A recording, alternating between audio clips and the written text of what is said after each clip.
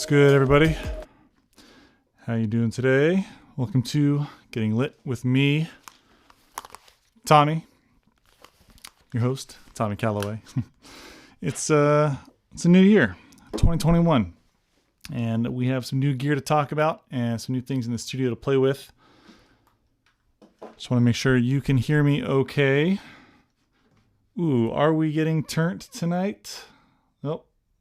I got some things to show you. My transmitter isn't transmitting. That's not cool. Just give it a second. It'll turn back on.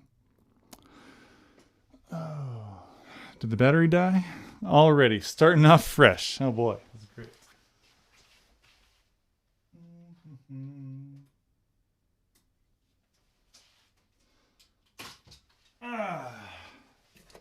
Got to replace the batteries before the stream, everybody.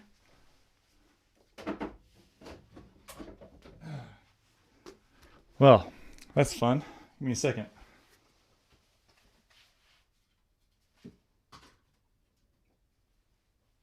Alrighty. The camera that is attached to the whiskey shot, the transmitter battery died, so I can't start the stream until that camera comes back online. Just give me a second here. Maybe we will have some little music while we wait for that to turn back on.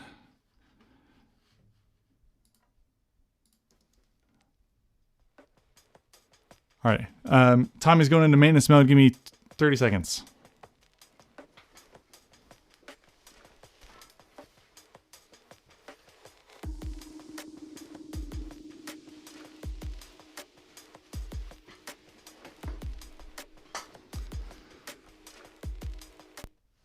Alrighty. Tommy's back. Here we go. The whiskey shot lives. That was fun. All right. So anyways, we've got a lot of gear to talk about today. It's a new year. We got new stuff to play with and a couple of really fun lights set up here. Particularly, I know a lot of people have been waiting to hear news about the Rotolight Titan X1. That is right over here. And then we also have the Mixpanel 150 over here. And we have some interesting little comparisons to show you. Right now, this is the Mixpanel and this is the Rotolight Titan. And those are live feeds. I got cameras pointing to both of them.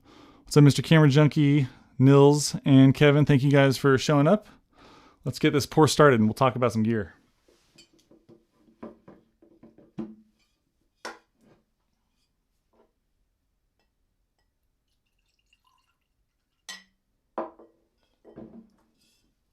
And there we go. All right. Cheers. Thanks for showing up, everybody.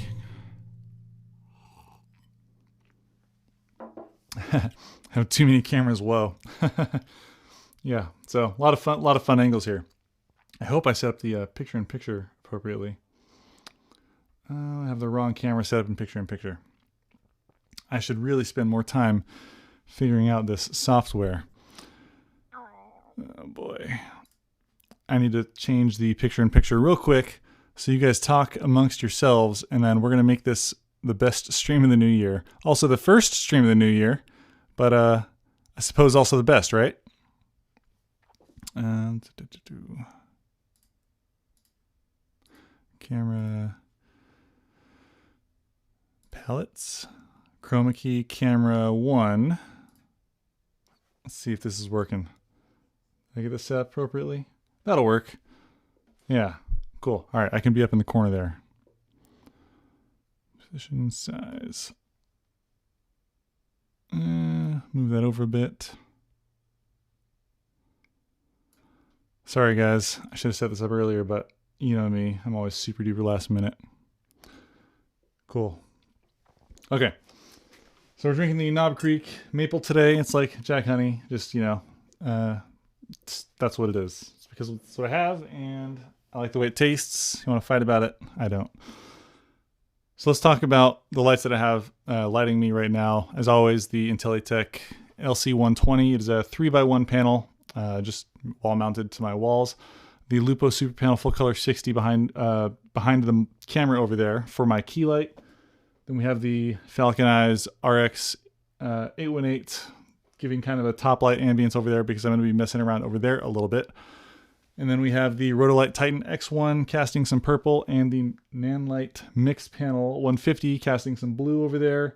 We got the KMTV bolts and Andromeda Slim Tube over there, giving some more blue to the background. And then the Aputure Nova is actually giving us the little red hue over on the whiskey cam. So we got a lot of lights, but I'm just excited that we can get into talking about some of these really interesting things over here. So what we're looking at now is the Nanlite Mixpanel 150, and the way that they diffuse what's interesting about this light is it goes from a soft light to a hard light, which is a new thing in the past couple months with Rotolight's Titan series, and then Nanlite came out with the Mixpanel. But the way they do it is different. You can see all these little beads on there, and so right now we're looking through the Ace. We're just looking at the GH5 on my Sigma 18-35, just the regular one. And when I tap CCT, it's going to move over to the diffused mode. And it basically has a bunch of tiny little beads in there that it becomes an edgelit panel, and those beads diffuse the light into a soft light. Then if you tap the CCT button again, it goes into all the LEDs behind those little beads, that little structure, then go through the structure, so it's no longer an edge-lit light. And so it goes back and forth from edge-lit to not edge-lit. And that's how they are achieving their soft light with the mix panel. Now it doesn't do that for the RGB modes that I've found so far. I've only played with it a little bit. But the way the Rotolight Titan does it is much more technologically advanced. So check this out. So you just tap on the diffusion there, and right now you're looking at the Rotolight Titan, and it's just going to, just dialing it up to 100%, and now it's at 100% diffused. It uses electronic diffusion. So that glass, the material in there is electronically charged, and as you put voltage through it, it changes the level of diffusion on the glass. And that is what the Rotolight Titan X1 does, and also their X2. And what's another interesting thing about it is as I go through the hue range, you'll see the LEDs in those little tubes, they kind of actually there's a touch screen, I can just use that, it's much easier. So you can see like the LEDs are in these little tubes there behind the glass. Oops. Right, and you can see those tubes like filling up with color as I go through the hue range. And then if we bump down the saturation, you'll see the whites turn on there on the sides. And I'm going to go back to orange there. I like that orange color. And we're going to turn the diffusion all the way down again. And then all the way back up. That's amazing. I love that. I think that's so cool.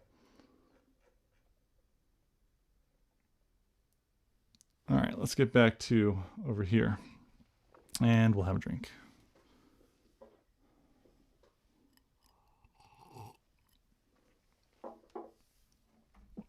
All right, so that's just the really interesting thing that I wanted to share with you guys, because finally we have the Titan X1 in here, and it's got the electronic diffusion. It goes from a soft to a hard panel. And then immediately after that, I got the Mixpanel 150 in here. And the interesting thing about that is it goes from a soft to a hard panel. And they both do it in very different ways. And one, the Rotolight, is a much more expensive, much more technologically advanced light. But, you know, there's other ways to achieve that process, though there are limitations. One, the Nanlite one only goes to soft in the CCT range in the white mode, and the Rotolight, the way it does it, it can use any combination of colors to be diffused or not diffused. So they're very different, and I just think it's really fascinating. So let me jump over into some comments, say hello to some of you fine people. Let's see, 4 max. What's the max the ATEM can do? 4 cameras. It can do 4 camera inputs. Usually I only have 3 cameras And then I have one using my computer input. But today I don't have any intention of bringing on any guest or anything, so I have 4 cameras set up. Actually, what's interesting is, so this one over here, this camera is using the GH5 with the Sigma 18-35, and the other one on the Rotolight is using the Sony a7S III with the Cine Conversion Sigma 18-35 by PC Hood Cinematics, which is the parfocal Sigma 18-35 conversion. And I will be doing a review on that soon after the Komodo shows up, and that should be shipping this weekend. So we will have that in our hands very soon. Kevin, salud. Mr. Camera Junkie, this time I'm joining with a beer. Well, cheers. Thanks for joining the stream here. Get Lit 2021, right? You always wish that the ATEM Mini had auto switch. Do you mean like following the sound? Or how would that work if it had auto switch? That would be interesting. I mean, I guess you could probably set up a program to randomly switch it once in a while, every few seconds. I think Aaron Parecki, I think is how you pronounce his last name. He'd probably be able to program something like that. Not the last that matters. Just not the last that matters.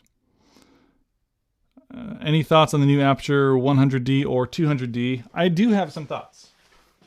In fact,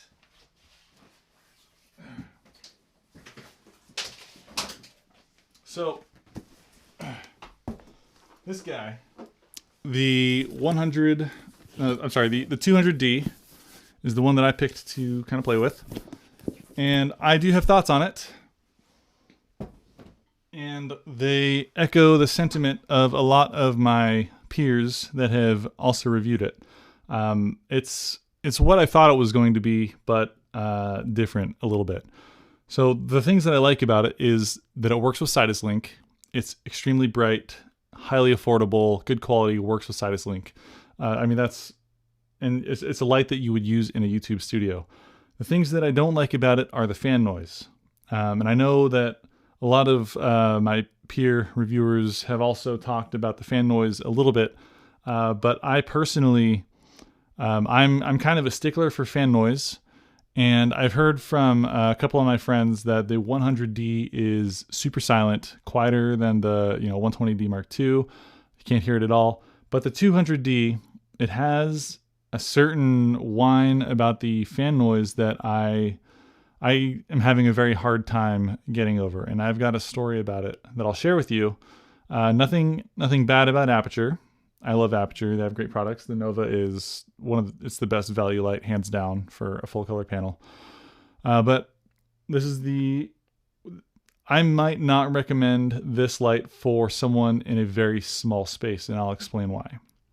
So the 200D, the fan noise, you can't control it. It's when the light gets hot, the fan turns on, and then when it cools off, the fan turns off. And the fan will vary in speed based on how hot it is. And so you can't get a consistent sound level to process out the fan noise. And if you have the light on just at like 1 or 2%, it'll randomly kick on, right, because it's getting hotter, and then like turn off, and then on and off. And then so that will pollute your sound in a small space like what I have in my studio. Because my room, one, is not sound treated. I know there's little pretend sound panels over there, but it's all hardwood, and there's reflections everywhere. So the sound echoes really, really bad in here. That's why I always have the microphone visible in my videos and in my streams, because it's right here, because otherwise it would sound like crap. Now, when you have a powerful light like that with a fan, and you have it, maybe you have the light turned up to 100% and the fan is really going, that sound carries really, really well in the room, and I think it's really annoying.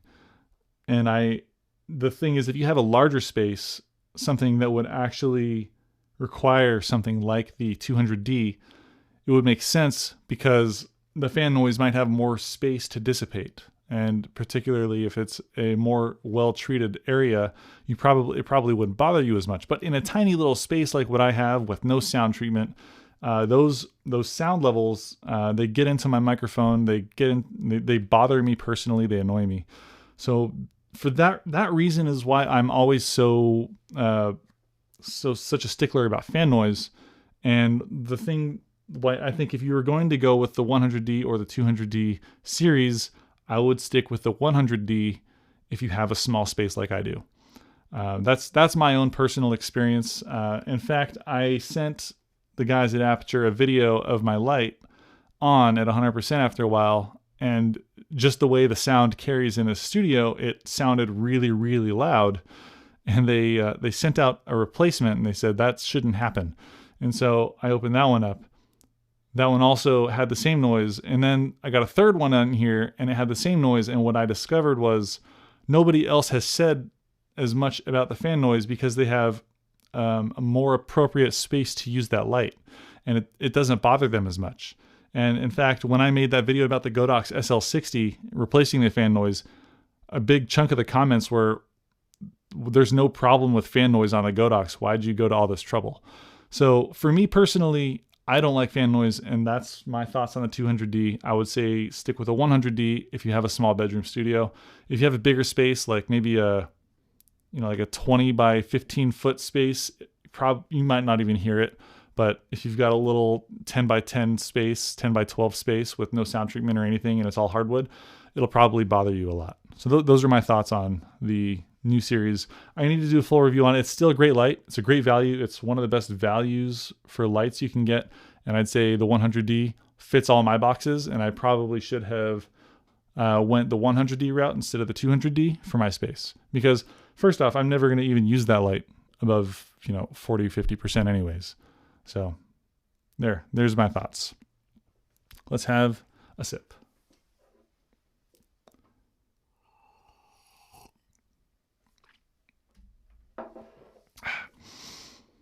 How soft, Nils, how soft does the light wrap in full diffusion though? We want sample photos in the review.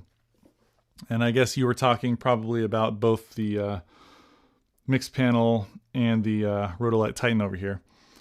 Now, there's some misconceptions about how the light becomes more soft and what it's actually doing. So when we have the light in this mode where you can see all the little LEDs and the diffusion is down at 0%. Of course, I got to play with it so you can see it happening. It's super fun. Then if you are really close to the light, and you're filming a subject really close to the light, then you will get the shadows of each of these. Here we go. Of each of these little LEDs, you'll see their shadows. And so in that case, when you see those shadows, is when I would say it makes sense to turn that diffusion all the way up, because then it will become more soft of a light and it will get rid of those shadows. At the same time, by adding that diffusion, you're also increasing the beam angle of the light. Because without the diffusion, let's turn this intensity up. So right now it's diffused at 100%, and if you watch my background, now it's pretty close to the wall there, so you might not see. Here we go. So I'm going to try this again. I'm going to turn the diffusion all the way back up. Now it's kind of close to the wall there, so this is probably a really, really bad demo for this. So I'm just going to leave that alone. But it will change the beam angle a little bit because it's going from just the LEDs in hard light mode to a soft light, so you'll get that nice 180 degree beam spread. But then you'll also remove the shadows. Now, if you have the light 5 feet away from you and you're taking a portrait, I don't think that it's going to make a huge difference in terms of turning that diffusion up to make it a more soft light, because you're not actually increasing the surface area of where the light is coming from. I'll do some demos and I'll do some demonstrations of what's actually happening with that and what I'm talking about when the review comes. But I think that the diffusion is most useful when you're like within 3 or 4 feet, but beyond that, I don't know if it makes a huge difference unless you're trying to fill the space with the light from the panel itself. And that goes for both the Mixpanel and the Rotolight Titan. Photo Joseph just got here. Who's here tonight? Well, I'm here, and of course we've got the whiskey. Cheers. And several other people. Ben's Tech Lab, hello from Canada. Hello from America. Let's see. Scrolled up. The comments jumped down on me. Give me a second here. Mission Creek Style, you are nicely lit tonight. Are you using 3 lights for your headshot? See, I'm using two lights here. There's one here, there's one here. And then we've got another one over there kind of casting a little bit of downward spill this way. So kind of getting me a little bit over here. And then we've got a whole bunch of other lights casting colors all over the place. So just mainly it's these two though. Thank you. AG Media, hello from India. Well, hello from America. Nils, so where's the probe lens? The probe lens is not in use tonight for this stream. And neither is the slider. Sorry guys, boring static shots of just LEDs and lights and stuff that I was playing with. So no motion tonight. Fitness, newbie here, and so glad I found your channel. Well, thanks for showing up. I appreciate you finding my channel. Kevin says, could be done via timer or audio source. And I think he was talking about auto switching the A10 Mini Pro. That would be interesting. Just shoot down here a little bit. Kevin says, I use Sling Studio for multicam production, and you can set auto switch based on either a timer or an audio source. That's very interesting. Here we go. Questions. Ben's Tech Lab. As a new YouTuber, I just got the Godox VL150, which is silent, but maybe lower output than Aputure. Yes, the Godox VL150 has a fan, but it's pretty quiet. So I like that one. If you want a light that has absolutely no fan, Godox also has the UL150. Yeah, I did a comparison of all the Godox VL150, the SL200, and I think the FV150. And I always, if you look at my videos, whenever I review a light, I also take lux readings at 1 meter away. So you can check that video against some of the other videos I've done and compare lux readings if you want to see what the output is. One little tip is if you're trying to compare the total radiant output of the light to see how much light it actually creates, instead of using the focused little reflectors, I try to take readings with the reflector off so you know actually what the output is. Because when you have the reflector off of those lights, it spreads the light in a very even 180 degree beam most of the time, or maybe it's like 120. But once you put the reflectors on, it turns into a little laser pointer, and you can't trust those readings for how bright the light actually is. Kevin Lee, Ben's Tech Lab, nice choice for a new YouTuber, I agree. Who wants to know about auto switching? It's super easy. Go subscribe to Photo Joseph. He has all the information on that. He is live stream master, him and Aaron Parecki. Kevin Lee says, Photo Joseph with the Atom Mini. Yes, people are talking to each other now. I got to scroll down a minute and we'll have a sip while I catch up.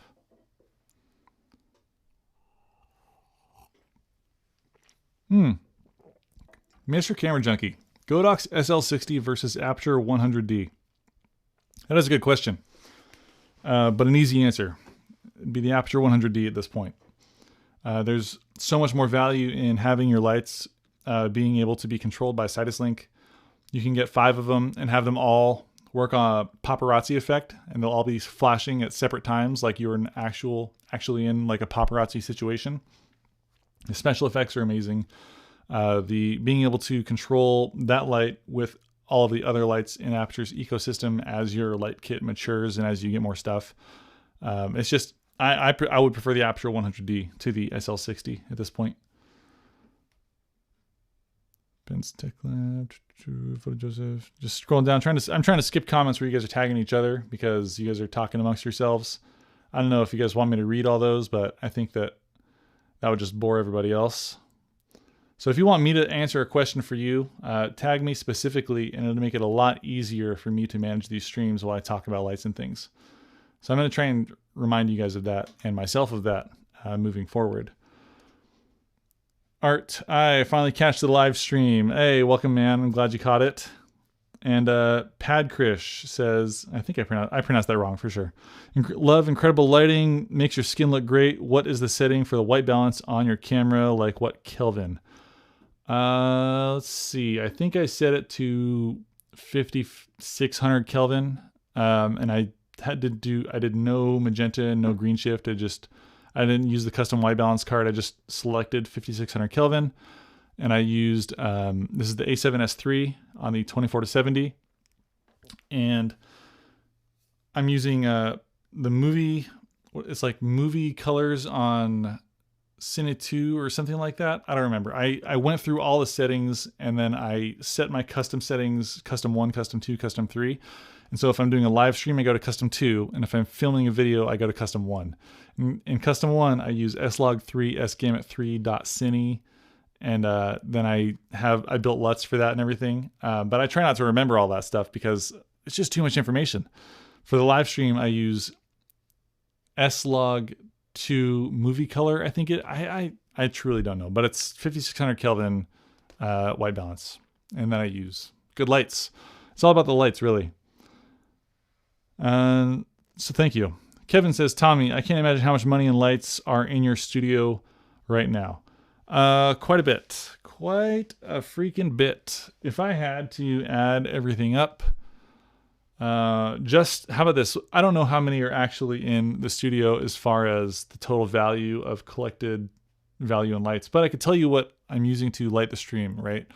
So the Lupo Super Panel Full Color 60 over there, which is my key light, that is right now, I think it's actually a $2,500 light because I'm using the soft version with a grid on top of that, which is about $400. And then we have, if someone wants to pull up the calculator while I do this, that'd be super helpful because I'm not doing it. Then we have the DNO 900 watt lithium polymer battery powering that, which is, I think you can actually get it now for about $500. And then we have that on an impact stand, say $100. And then for this light up here is the Intellitech LC120. I'm going to pull that one up. Intellitech LC120. That one is currently $899. That is my top light, and I use that one for several hours every day. It's one of my favorites. And that one's just powered by wall power, so no batteries there.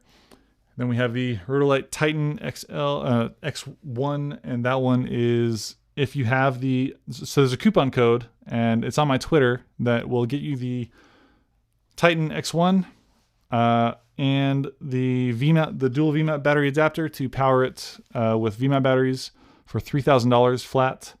So let's say that one's $3,000, but I actually have the reporter kit, which has the flight case and everything. So let's call that $6,000 because that's what the two Rotolight VMAP batteries, the converter, the Titan X1, the flight case, and all that stuff adds up to was $6,000. Then we have the Mixpanel 150. That one, I need to actually Google that one. Mixpanel 150 Nanlite. That one's going to be $879. But then we also have the 26 volt battery from Nanlite powering it, and that with just the charger. Nanlite 26 volt battery. That'll be about $500. Actually, yeah, just the 230 watt plus the charger. So let's call that one $500 roughly. And then we have the Aputure Nova and the DOP choice grid on that. Let's call that $2,000 after the grid. And then the Falcon Eyes RX818 up there. We're using that. That one is, I think you get that one for $600. And the King TV Boltzmann Andromeda Slim Tube. Boltzmann Slim Tube, 2 foot. That one's going to cost us $200. That's not less than that. About $250. Let's call it that. There we go. So that's what's lighting me tonight. That's what I have turned on right now. And oh yeah, also 1, 2, 3 stands that are about $100 a pop. So that's $300 more in stands. And yeah. Okay, I think we've, oh, and wall mounts. Got to have the wall mounts. The wall mount was $70. Okay, I think we're good. What are we at? What's our totals? Yeah, so there's a Silver Sulu. Thanks for mentioning. So I have a coupon code. I'll pull it up for you, actually. I put it on my Twitter profile. The coupon code is Tommy-Titan, and there's a link on my Twitter. The kit would usually cost, with just the Titan standard yoke and VMAT battery adapter, which will convert two regular VMAT batteries into 20 volts, would cost you $4,350. With that coupon, you can get it for $29.99. So that's available until March. I don't get a commission or anything. It's just a coupon code so you can save money, which is awesome. Okay, so at least 15K. That's what we're seeing. About $13,420 or 14, just north of 14K. Mr. Camera Junkie said 14,900. Yeah, so right now my stream's cameras. Let's see if I follow my own theory of you should spend as much on lighting as you do on your camera setup. Now, depending on the cameras that I'm using here, right? So I've got 4 cameras set up. We've got the A7S III, and that's using the 24-70 f2.8 Sigma.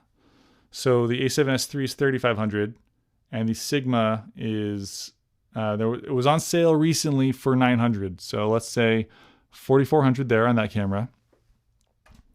Camera 2, this one over here, we are looking at the GH5 with a Sigma 18-35. I guess you could probably get a GH5 used for about $1,000 now, and the Sigma 18-35 you could probably use for 500. So let's call that 1,500.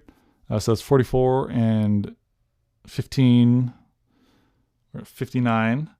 We got our next camera over here. So let's call it 6,000 after tax and shipping. This is another Sony A7S III, and this one is using a customized Cinematics Sigma 18-35, and that'll run $1,500 for that lens. So $1,500 and $3,500. Ooh, we're another $5,000. So we're at $11,000. And then we've got a Fujifilm X-T3 with the 16-55 millimeter f2.8, and you could probably get that kit for south 2K now. Well, I think that we are pretty good. So as you probably know, I recommend you spend as much money on your lighting kit as you do on your camera setup if you want to achieve the best image quality. Now, some people spend more money on cameras because they don't have a studio, they're running gun, they're filming docu-series where they need to be in a space and they need to invest their whole budget into just a camera and or a tripod. By the way, tripods, awesome. I did a huge video showdown that was 30 minutes on all the tripods I've ever bought. There's a lot to learn about tripods, so just watch that if you want to learn about it. But I always say, if you want to achieve the best image quality out of your camera, you should spend as much on your lighting setup as you did on your camera setup. Now, what's interesting is once you have your lighting setup, your next camera will also benefit from all the lights you've already bought. So even though I have this camera and this camera and this camera and this camera all set up, I only need to achieve, the value of my lighting setup for one camera. But all the cameras are using the $15,000 lighting setup. So all my cameras are going to look so much better. If I get another camera and it's a $15,000 camera setup, which actually the Red Komodo ships tomorrow, or not tomorrow, it ships next week. And that camera is actually roughly a $15,000 setup after you include all the accessories, the monitor, the handles, the media. That camera is a $15,000 setup. And I would say that this lighting setup is adequate to get the most out of that camera because of I've already invested in lighting over all my previous camera setups. And so people always wonder how much to spend on lights, and I always reiterate, spend as much as you've spent on your camera setup. That's what I do. That's how you get the best possible image quality. Anyways, let's have a sip.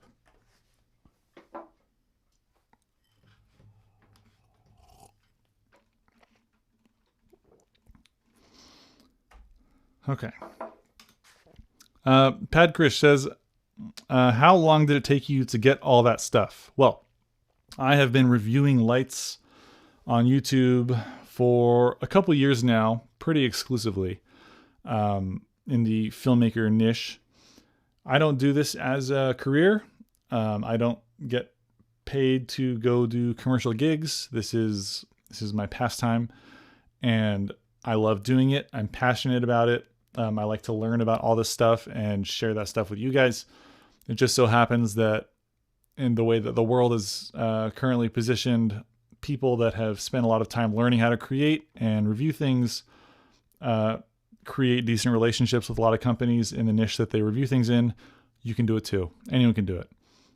So it's taken me a couple years to collect this stuff, and I've reinvested every dollar that I've made from this channel back into the channel, whether it be cameras, lights, tripods, things that I don't review that I still need to use for my production, things like that. Let's see, followed on at least 15K. Yeah, thank you guys for adding that up for me. I appreciate that. Silver Sulu says, if the Photonia and Velvet Light were there, the price would escalate quick. Yeah, we've got the Velvet Light Evo 1 down there. That is a $4,500 package before taxes and shipping. The Photonia Chromos, that's a $3,000 light. We got the light panels Gemini in there. We've got about 6 more lights from Lupo. There's a lot of lights in here. A lot.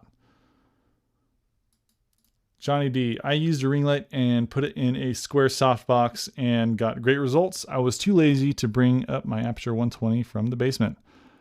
Yeah, you know, if it looks good, do it. It's if you're not filming anything super color critical, sometimes it just doesn't even matter.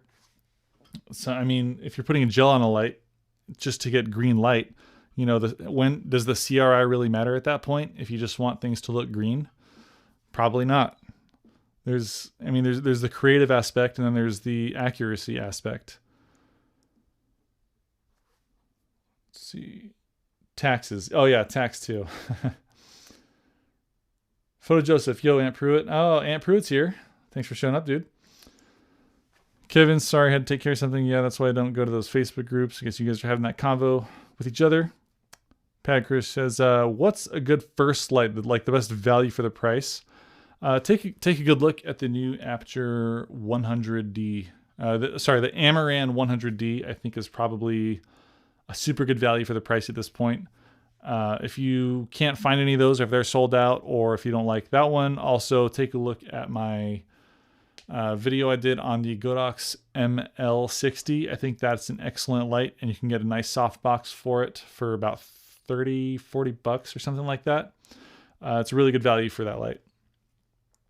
Also, I mean, you could just also get if you don't have a whole bunch of money to put towards it, just get the Godox SL60. It's still a good light. It's also the cheapest one in that category.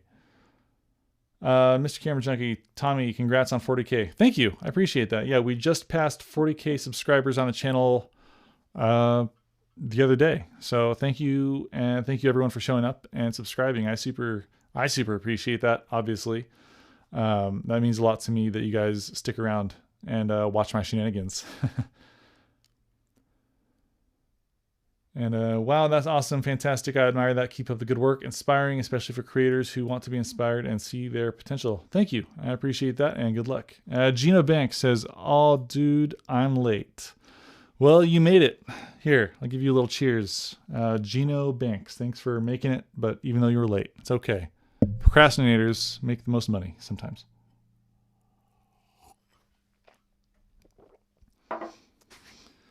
Unless you're a wedding planner, probably. Nil says, what are you trying to film? How big is your subject? What is the ambient lighting, etc.? Oh, you were responding to someone. Got it. Photo Joseph says, bedtime for him. It looks like. Good night. Thanks for showing up. Ranger 7 Studios. I'm waiting for my 200X to show up. Oh, man. You're going to like it. It's a good light. The fan noise on the 200D, I already talked about that a little bit earlier in the stream. That's the one thing that I would be worried about if you have a small bedroom studio. So rewind and watch the first 10 minutes of this stream where we talk about that. But I've got the 200D in here, and it's a great light. I'm particularly sensitive to fan noise because of my environment. So that's something that bothers me to the point where I would consider instead just getting the 100D. Ranger 7 Studios says, congrats. Thank you. Silver Sulu, it's really interesting comparing total cost of ownership on these lights when you add in accessories. They add up quick. Yeah, just like cameras, right? So the red Komodo, I ordered that in October. It'll be here in a week maybe. But the body was $6,000, right? I spent more than that on accessories. And the camera's not even here yet, but that's what I needed in order to record. So accessories add up quick. That's true in a lot of areas, particularly in filmmaking. Kevin Lee, Tommy Calloway, congrats. And we'll still be here when you hit 100K. Well, thank you, Kevin. Appreciate that. And Michael Lyons just subscribed. Ooh, we got a new subscriber. Cheers, bro. Thank you. Here, you get a little cheers up there, too.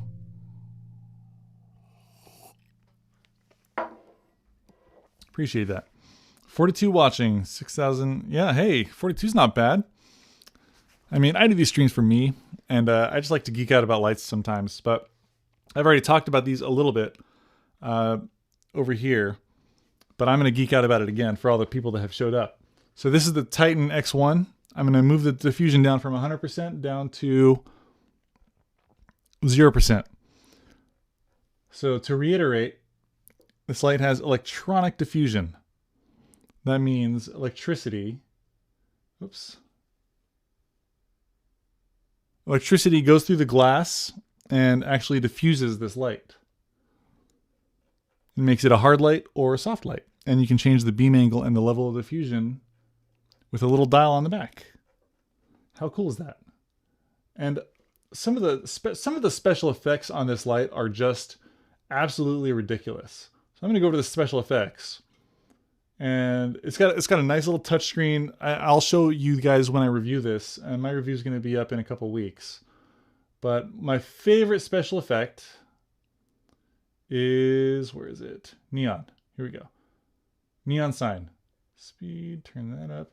Here, so I know you can't really see what's happening here in person because obviously my camera is set to 23 frames per second.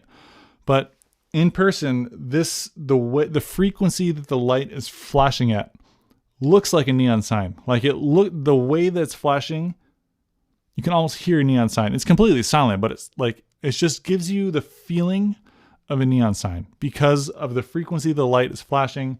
And it's all customizable. You can change the speed that it does the whole flicker. You can get rid of the flicker and it can just feel like a neon sign. But this is the only light that has this special effect. It's one of the most interesting and one of the most practical special effects that I've seen on a light like this. This is something you would use to simulate a neon sign. Because a lot of films use neon signs like outdoor environments, outside of a diner, a restaurant, pawn shop. Like those are the kinds of signs they have. And you can use this in that environment. And it works really, really well. I was super surprised. You can customize the color and everything, but that's my favorite special effect. I know it's not super flashy, but there's a lot of special effects, and we're going to talk about all those things. And yeah, the flicker, it's intentional. It's a neon sign. That's what it's supposed to be. And so I really, really, really, really like that one. I mean, some people like the gunshot effect, some people like lightning, some people like police. I've not seen any light except for that one implement neon sign properly. So that's what I really like about it. Now, what I think would be really, really interesting is if on the police mode, they would make it so the diffusion goes on and off between flashes. So it could be red, red, blue, blue, hard light, and then diffusion on, red, red, blue, blue, soft. Because that would be an alternating beam angle, and it would look like light was flashing in different directions as opposed to just on and off. And this is a light that can do that, so long as it's supported in the firmware. I haven't found that yet. I haven't done a super deep dive into all the firmware and all the settings yet. But if it can do that, that's really interesting. That's something that only they can do. So, I mean, if you have light bouncing and in different beam angles and different intensities with different hard and soft, it just looks like light's going everywhere. So if you can customize those types of special effects, that's really interesting to me. Epilepsy warning. Sorry about that. Yeah, the electronic diffusion is super cool. Art Carrasco, let's call him Art. I can't recall if you review the Sokani 60 version 2. I'm entry-level recording in a bedroom with the Sony a5100. Thoughts? I bet you if I didn't review it, a guy Newlair, he did. He probably watched his review on it. If it's affordable and it works, it probably works just fine. Like I said, heed my advice. If you're trying to get the best image quality out of the Sony a5100, spend as much on your lighting setup, accessories, diffusion, modifiers as you are on your Sony a5100, and then you will achieve the best image quality you can out of that camera. I mean, perceptibly, right? You could always buy more lights, and I feel like that would improve your image quality even beyond. But a lot of people get antsy and they want to buy a new camera. And so setting a limit of spend at least this much on lights before you go buy a new camera will improve your ability as a creator and as a filmmaker to the point where when you actually get that camera that you know how to use it. So it's you should always spend money on lights, because lights, you don't really, I mean, they don't retire like cameras do. I mean, we've had like 25 new cameras the last year. And I mean, this angle here, this is a GH5. And I bought this camera when it was on pre-order 3-ish years ago now, right? And I mean, it's a lot of people still use it. It's a great camera. Lights, the Aputure 120D Mark I, that was my key light up until I moved into this studio just a couple months ago. And I bought that one used, right? I mean, there's value in things, and people so often just want to buy a new thing or a new camera to make their videos better. But what I've personally learned is buying new gear doesn't teach you how to tell a better story. And I get into a thing that I like to call gear lock. It's like creative gridlock because of the amount of options of gear that you have. Just setting up this live stream, right? I decided I needed to use 4 cameras. I had to decide what lenses to use. I had to decide where to pick those, or where to put those cameras, what lights to turn on. I had to turn on so many lights. I had to determine what lights I was going to use, what intensities each of those lights was going to be. Setup in itself is a lot of work. But then when you have, suppose you had 15 cameras to pick from, and you had 15 lights to pick from, which ones are you going to use? Well, I don't know. If you don't use all your cameras, why do you even have them? Right? You got to use the other cameras. Well, if you're not using them, should you sell them? Well, you don't want to sell them. You really like them. But then you also need to buy this other thing. So it gets to a point where sometimes you don't even turn the camera on because you're sitting there just standing thinking about what thing to use. I don't know if that happens to anyone else, but I'm in this particularly unique situation where I have all this gear that I consistently need to review and learn about and use so I can create reviews about it. And it's like, which one do I use? So, I mean, I know it's a super first world problem, it's nothing to complain about.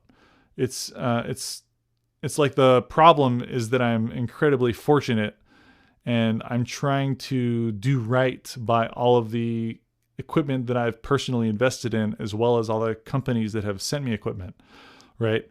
It's such a strange area to be in. And so I wonder if other tech reviewers have that same dilemma. So I'm going to have a sip now.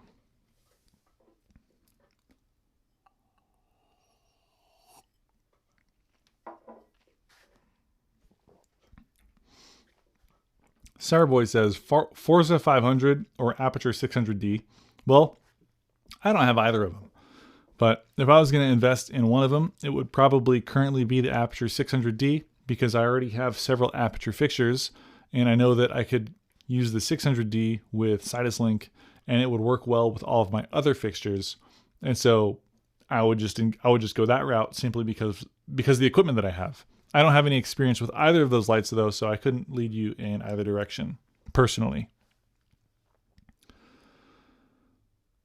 Marshall says, the cost of accessories is also true of children, much more expensive than getting one.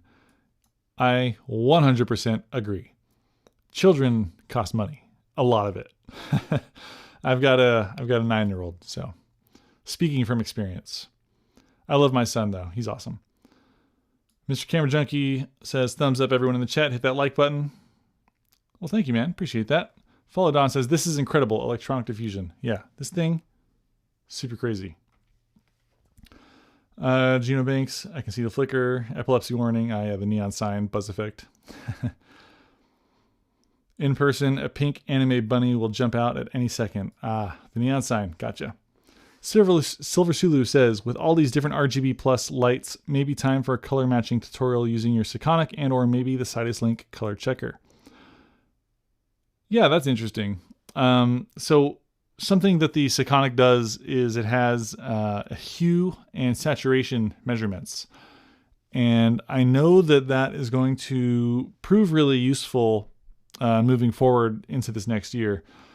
I also have, so there's a couple more lights I have. There's one in the studio right now, and there's one on the way to the studio that are both RGB WCL, which is red, green, blue, white, cyan, and lime. I've got the panel here. This one's the KL panel. And then we have it's the ProLight Orion 300. It's a Bones mount, COB RGB WLC light, very similar form factor to the Aputure 300X. And that is going to be in the studio next week.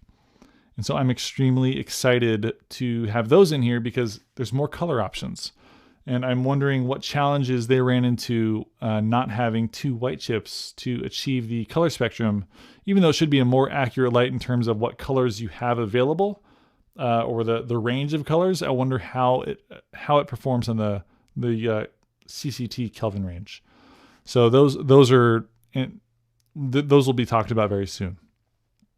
Kevin Lee says, for your audio, have you ever used the Rodecaster Pro with the pod mic? I feel like you did a review on it. I'm wondering if I should get a cloud lifter for my pod mic.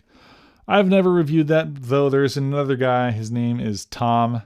Let's see. Let me actually link his channel. Tom Buck, I believe his name is. Tom Buck on YouTube. Here we go. I'm going to link him. So that guy, he's probably reviewed what you're talking about. He talks about a lot of the microphones and streaming and boom arm setups.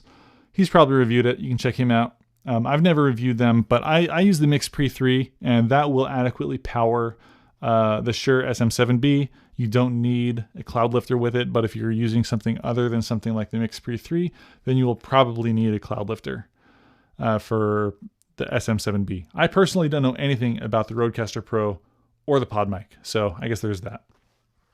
Chris W says, okay, so I'm not a big lighting guy, so maybe I'm confused, but why would you simulate police lights instead of using police lights? Well, you first have to commit a crime, and then you have to call the police, and then you have a very short window to actually film in. So Kevin says, I mean, I guess you can buy police lights and then return them to Amazon. I guess that would work too. McGaming says, hi. Niels Co says, you don't have to be a reviewer to have that problem. Just imagine me picking out a board game off my shelf to play with my friends. Yeah, board games can lead to the end of friendships in some cases. I've found out. Gina says, I heard a wise master photographer say the best camera isn't the one you have, but the one that you know. I mean, that's why so many people go around with their iPhones, right? It's easy. It's in their pocket. They know it. It exists. You can hand it to a friend and you know that they probably know how to use it well enough. That's another thing. I probably wouldn't want to hand my Red Komodo to someone and say, hey, film me doing this real quick. Because if that person drops it, then I'm out, like 15 grand, right? iPhone, I mean, you could probably convince your cell phone company to replace it if you don't even have insurance. So there's really, that's an interesting perspective. Newton G says, Tommy, any tips on how to bounce your RGB lights off the wall similar to the look behind you? Yeah, actually, get more RGB lights. So I've got one. This one is a tube light over there. That one is what's creating some of the light back there. And then this other one is creating the rest of the effect. And that is the Nanlite Mixpanel. I mean, It's about placement. So if you're talking about these, here we go. Let's see if we can get my finger on them. These little shadows and these lines on these little cheapo sound panels over here. It's about the placement of the light to amplify the shadows there. If I had just pointed the light directly, actually I could probably do this. If I just point this light at those shadows, they'll probably disappear.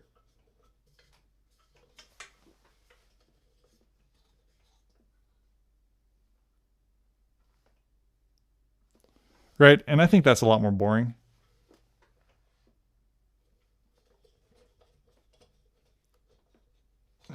So changing the direction, the actual placement, the intensity, that's what having more lights allows you to do, is change the depth and modify the environment to a way that you think is interesting. If you just have one big light on top of your camera and it's turned on super bright, everything is going to be, you know, equally lit in terms of how soft it is from the perception of the camera, because the camera would be the same distance away from you as the light would. But then if you get the light really close to you, you're going to be very softly lit, and then it can be less intense because of the inverse square law. So you can turn the intensity down, and then everything else behind you can be very dim, because when you get a light closer to you, it will become more intense because of that inverse square law. So that's how you create depth, is by lighting placement and different intensities and diffusion and putting more lights around. So just that's why you want to get more lights, is so you have more places to use them. Ranger 7 Studios, have you seen the new Godox Zoom? Yes, got one on the way to the studio. Chris W. Kevin says, "Ooh, you guys are talking to each other. Rotating lights, $30 and a couple gels, and good to go." Kevin says, "Tommy, I'm working off the Rodecaster Pro and the Pod Mic." Well, I'd send me a link, tweet me a link to one of your videos or something. I'd love to hear it. I'm always interested in improving the production value of my own streams. Nils says, "LOL, I feel like I cheated with that secondary. I feel cheated with that secondary light." Hey, dude, you know, that's if you feel cheated, that means that I adequately set up my scene in terms of being a good filmmaker, right? That's what being a good filmmaker is just lying to you with lights and making you think something other thing. I don't know, but that's how I did that. Orange and Teal, you watched Tenet recently? I haven't, but I've heard so many good things about it. I need to go watch it. And Silver Shula says, "Speaking of bouncing RGB off the wall, I wonder how feasible it would be to create an RGB chroma key green screen on a white backdrop." Probably really easy, as long as you control the lighting, in my opinion. Lying to you with lights is surprisingly accurate and true. I feel like that's every online dating picture profile's answer right there. Peter Murphy says, "Everything is orange and teal now, even the Terminator. It was more natural in the unupdated versions." You know what? I started this stream off not teal and orange. I purposely did teal and purple, but then we got into this whole discussion about lights and how cool they are, and then we got carried away. For the rest of you that have just showed up, if you go check the beginning of the stream, we talked a little bit about this panel here, which is the Titan X1 from Rotolight, which has electronic diffusion. You can scale it back and forth, which is just freaking crazy. And I don't know if I'm doing this light justice. My review will, though. I'll have a lot of crazy probe lens shots of it. It's going to be super awesome. You'll see exactly what's happening in here, how it happens, why it happens, some of the special effects. I'm excited for that light. Could you tell? All right, guys. I think that I'm going to wrap it up for the evening. We're at about an hour, and I would like to film my review of the 200D from Aputure, because lights, and we got a lot of stuff to talk about. And thank you guys for coming. Thank you for showing up to the stream. And I know we haven't had it in the past couple of weeks because of Christmas and New Year's, but we're gonna get back on it. I'll see you guys next Thursday, 10 o'clock p.m. ish sharp. I'll see you next time. Oh, one more question. Hi, Tommy. I'm very new to your channel. I wanted to say thank you for such great content. I've been learning a lot and watching your videos. Well, thank you a lot, very much, Sidekick 202. I appreciate that. Chris W. Have visual Foley artist stuck in my head now. Time for sleep. Interesting. Well, thanks, guys. I'll see you in the next one, and I am going to play you out with a little tune that I started this one with, because I can. And I'll see you next time.